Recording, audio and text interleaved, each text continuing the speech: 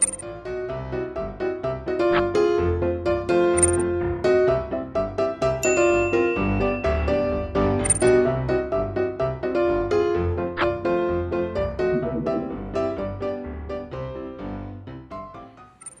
estudiantes del octavo grado, bienvenidos. Estamos acá porque no importa el lugar para estudiar, aprenderemos desde donde estemos. Soy Rosa, tu profe de Lengua y Literatura Castellana. El día de hoy veremos lo que es el género narrativo. Dentro de este tema abordaremos su definición, las características del género narrativo, sus subgéneros, la estructura y los propósitos para la clase son los siguientes. Promover la lectura de textos narrativos para facilitar el desarrollo del pensamiento crítico y la práctica de valores. Conocer el subgénero de la narrativa y reconocer la estructura del género narrativo a partir del análisis de un texto. Para iniciar vemos a Ara y Rolfi que están conversando. ¿En qué ciudad del mundo quisieras vivir?, pregunta Rolfi. A lo que le responde su compañera: la verdad, no sé dónde obtener mi ciudadanía. Recordemos que la ciudadanía es una condición de una persona por la que ésta es validada como miembro de un territorio. Es importante saber que para ser ciudadanos debemos cumplir las leyes de un determinado territorio, tenemos derechos y obligaciones. Entonces ellos están hablando de ese tema y vayamos a la definición de lo que es el género narrativo. Tenemos que son textos que relatan hechos.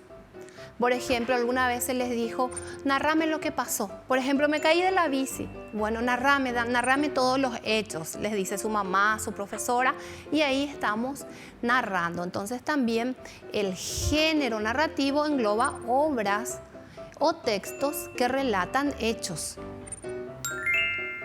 ¿Cómo? ¿De qué manera? Un narrador cuenta los sucesos realizados por los personajes en un tiempo y un espacio determinado. Entonces, tenemos a un escritor que elige a un narrador. Ese narrador puede estar dentro de la historia como puede estar fuera de la historia. Y el narrador que estoy diciendo va contando la historia. A eso le llamamos género narrativo. ¿Qué características tiene nuestro género narrativo? La presencia de un narrador, como dijimos, que el escritor elige. A veces decide que ese narrador esté dentro de la historia y a veces fuera. En el caso de que esté fuera de la historia, lo llamamos narrador tercera persona omnisciente. Este narrador sabe todo lo que pasa y cuenta lo que le sucede a los personajes, pero no participa de la acción.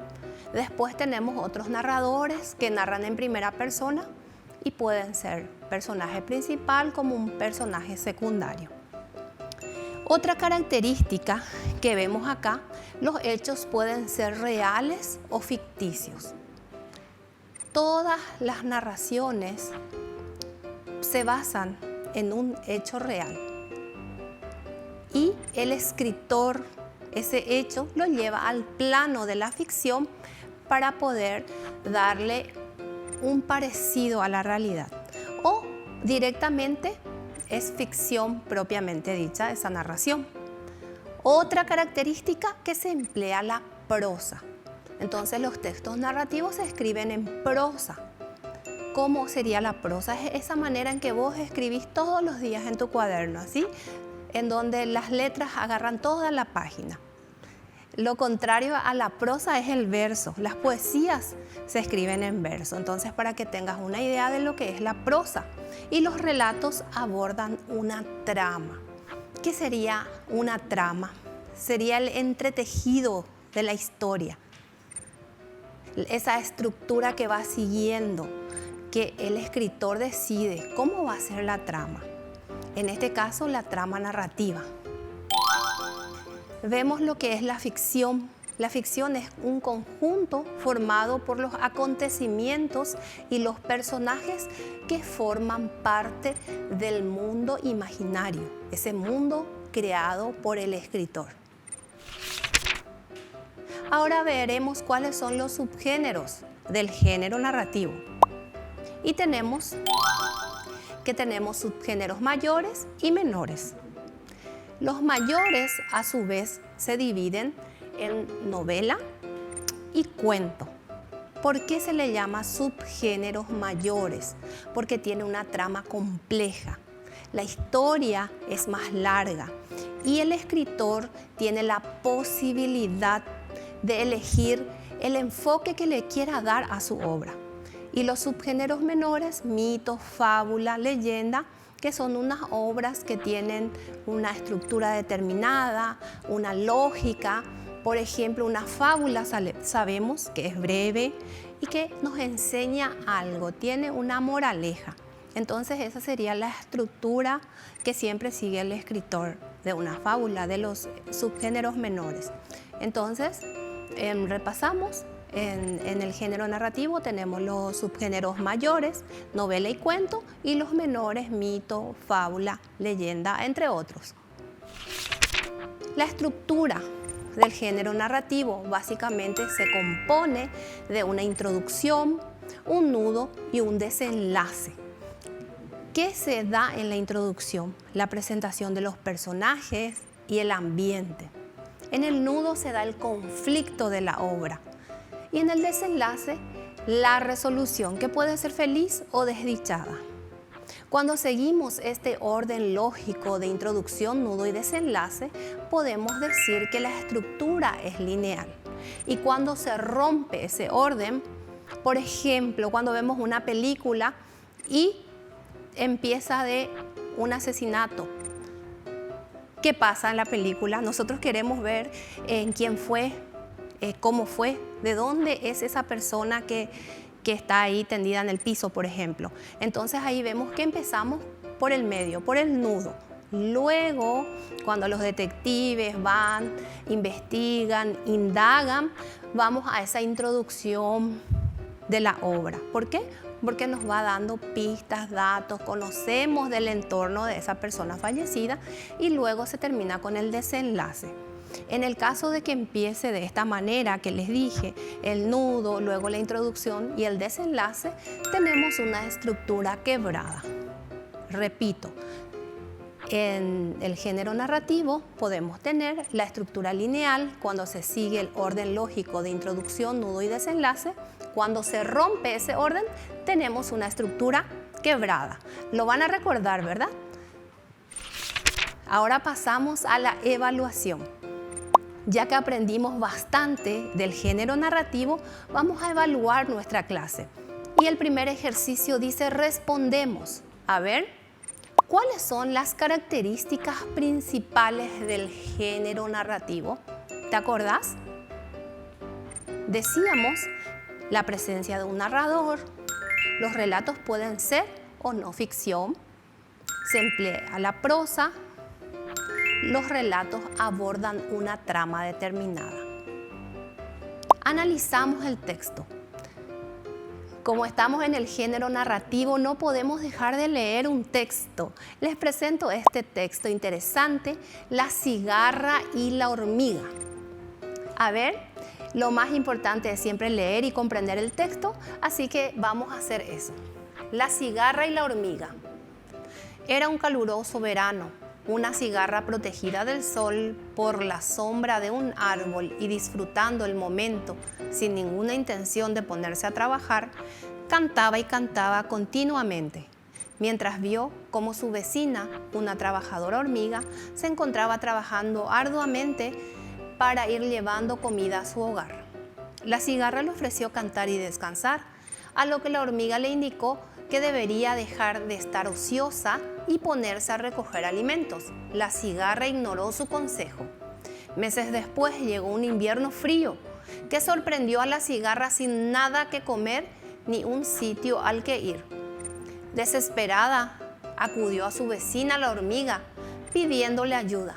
Sin embargo, la hormiga contestó preguntando qué había hecho durante el verano. La cigarra le dijo que cantar, a lo que la hormiga le respondió que bailara ahora, ya que cuando pudo no hizo nada para evitar esa situación y cerró la puerta dejando fuera a la cigarra.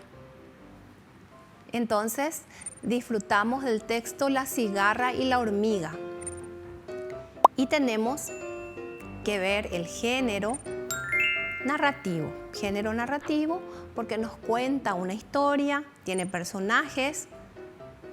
El subgénero. ¿Cuál les parece que es el subgénero? Es una fábula porque nos deja una enseñanza. Y la estructura. Nos empieza presentando los personajes, luego hay un problema y el desenlace o final que se da con esta lección que está recibiendo la cigarra. Entonces tenemos una estructura, a ver si se acuerdan, una estructura lineal porque sigue ese orden lógico de introducción, nudo y desenlace. Y el mensaje. Trabajar trae recompensas. Vemos que uno de los personajes trabajó arduamente para lograr un objetivo, el cual era estar cómoda en el invierno.